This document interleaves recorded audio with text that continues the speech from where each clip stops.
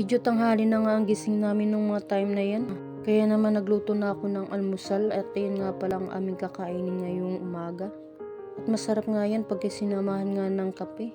At sinimulan na nga namin kumain. At ang dalawang anak ko nga inuto ko pa nga, nasabi ko alis nga kami. Ganon din po ba kayo? Para lang nga mapabilis ang pagkain ng ating mga anak ay kailangan nga utuin. Yun nga ang aking paraan para nga mabilis silang matapos kumain. At tuwang-tuwa nga yung dalawa dyan kasi nga marami nga kaming ulam. Dahil nga isa nga lang itlog ang aking naluto ay hinati ko nga. At bago nga namin simulan yung pagkain ay nagpray nga muna kami. At pagkatapos nga namin kumain ay nag-base ka agad kami at ayan nga ang aking mga anak ay tuwang-tuwa nga yan. At abot tayo nga yung ngiti nila dyan. Dahil nga ang unang hinahanap nila ilaruan nga. At dahil nga bibili nga tayo ng swimming pool ay tinignan ko nga muna.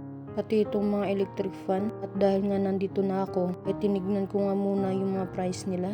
Gustong gusto ko nga bumili sana ng washing. Kaso nga lang di pa kaya ng ating budget. At ito nga muna ang aking binili kasi nga ay kailangan na nga ng aking mga anak at kailangan din talaga namin. Dahil hindi na nga kaya ng ceiling fan namin. At kailangan na din talagang palitan. Dahil nga umabot na nga ng 4 na taon nga yun. At kung mapapansin nyo nga yung mga video ko nga ay napakaingay nga. At yung luma nga naming ceiling fan ay nagkakalaga nga lang yun ng 200 plus. Kaya naman kailangan na talagang palitan at sulit naman talaga yung tagal ng aming electric fan.